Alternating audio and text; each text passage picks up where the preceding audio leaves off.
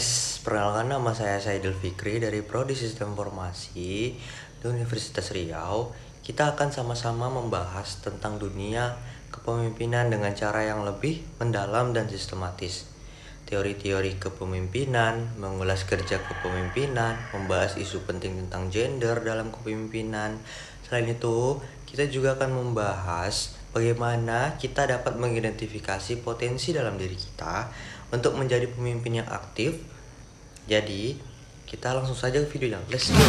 Nah, yang pertama, kita akan berbicara tentang teori kepemimpinan. Memahami teori ini sangat penting bagi kita yang ingin bercita-cita menjadi seorang pemimpin. Nah, ada banyak teori yang telah dikembangkan oleh para ahli. Kita akan fokus pada 3 teori utama. Yang pertama itu ada teori sifat, teori perilaku, dan teori kontingensi. Jadi, langsung aja kita ke teori tersebut.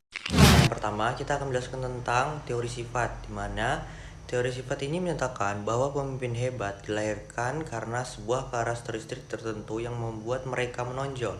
Sifat-sifat ini termasuk kecerdasan, kepercayaan diri, karisma, determinasi, integritas. Misalnya pada tokoh-tokoh besar seperti Mahatma Gandhi atau Winston Churchill yang memiliki sifat tersebut. Mahatma Gandhi dikenal karena integritasnya yang luar biasa dan kepercayaan dirinya dalam memimpin gerakan non-kekerasan melawan penjajahan. Teori ini memiliki keterbatasan karena tidak memperhitungkan bagaimana seseorang dapat mengembangkan sifat-sifat kepemimpinan seiring waktu melalui pengalaman dan pembelajaran. Nah, berbeda dengan teori sifat, teori perilaku berfokus pada apa yang dilakukan pemimpin daripada kualitas bawaan mereka sendiri. Nah, teori ini mengklasifikasikan perilaku kepemimpinan menjadi 2 kategori utama. Yang pertama, berorientasi pada tugas, dan yang kedua, berorientasi pada orang. Pemimpin yang berorientasi pada tugas fokus pada perencanaan, penetapan tujuan, penyelesaian tugas, dan efisien.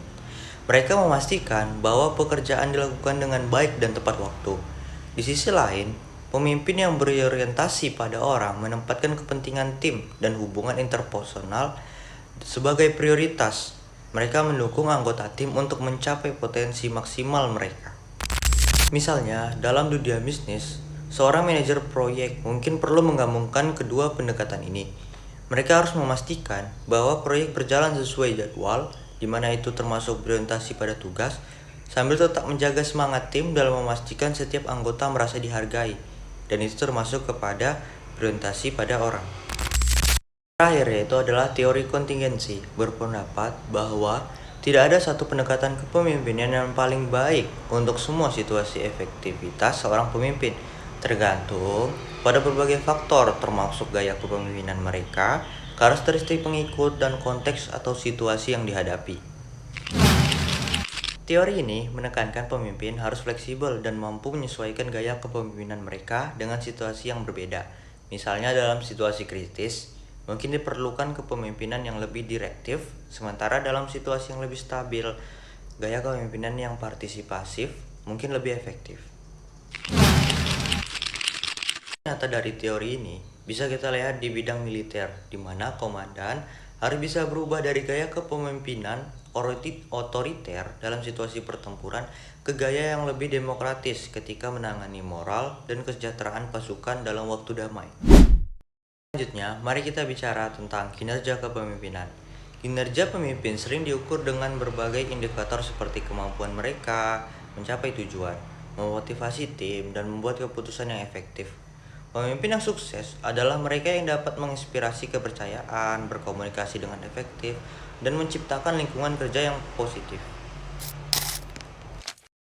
Indikator kinerja utama untuk pemimpin termasuk produktivitas tim, kepuasan karyawan, dan pencapaian tujuan strategis. Umpan balik reguler dan refleksi diri sangat penting untuk perbaikan terus-menerus di area ini. Pemimpin yang efektif selalu mencari cara untuk meningkatkan kinerja mereka dalam tim mereka. Sebagai contoh, seorang pelatih olahraga yang sukses tidak hanya berfokus pada kemenangan dalam pertandingan, tetapi juga pada pengembangan kemampuan individu setiap anggota tim, sehingga menjaga semangat tim dan memastikan bahwa setiap pemain merasa dihargai dan termotivasi. Berikutnya, mari kita bahas isu penting tentang gender dalam kepemimpinan. Meskipun ada kemajuan disparitas, gender masih dalam peran kepemimpinan di dalam berbagai bidang. Perempuan sering menghadapi tantangan unik seperti bias gender, stereotip, dan menyeimbangkan komitmen kerja. Nah, penelitian menunjukkan bahwa tim kepemimpinan yang beragam itu lebih inovatif dan efektif. Misalnya, studi menunjukkan bahwa perusahaan dengan wanita dalam posisi kepemimpinan cenderung memiliki kinerja keuangan yang lebih baik dan sangat penting untuk mempromosikan inklusivitas dan mendukung kebijakan yang memastikan kesempatan yang setara untuk semua gender dalam posisi kepemimpinan. Nah, sebuah contoh di mana perusahaan-perusahaan besar seperti Google, Microsoft yang aktif dalam meningkatkan keberagaman dan inklusi dalam kepemimpinan mereka. Mereka memahami bahwa keberagaman dalam kepemimpinan membawa perspektif yang berbeda dan inovasi yang lebih besar. Nah, yang terakhir, mari kita bicara tentang mengidentifikasi potensi kepemimpinan pribadi. Kesadaran diri adalah langkah pertama, refleksasikan kekuatan dan area untuk perbaikan. Cari umpan balik dari rekan, dan cari mentor untuk mendapatkan wawasan tentang gaya kepemimpinanmu. Berikut beberapa tips untuk melatih pengembangan diri kamu. Yang pertama itu adalah terlibat dalam pembelajaran terus-menerus melalui membaca, pelatihan, dan pengalaman praktis. Misalnya, bergabunglah dengan klub, ambil peran kepemimpinan dalam proyek, dan jangan lupa takut keluar dari zona nyamanmu. Kamu juga bisa mengikuti kursus kepemimpinan atau workshop yang membantu mengasah keterampilan kepemimpinanmu. Sebagai contoh, saya pribadi mulai mengembangkan kemampuan saya dalam kepemimpinan dengan bergabung di organisasi mahasiswa selama kuliah. Mengambil peran dalam organisasi ini memberi saya banyak pengalaman berharga dalam memimpin tim, mengelola proyek, dan berkomunikasi dalam berbagai macam orang. Sekian video dari saya, terima kasih sudah bergabung. Saya harap video ini dapat bermanfaat bagi kita semua. Dan jika kamu merasa video ini bermanfaat juga, silakan jangan lupa like, komen, dan subscribe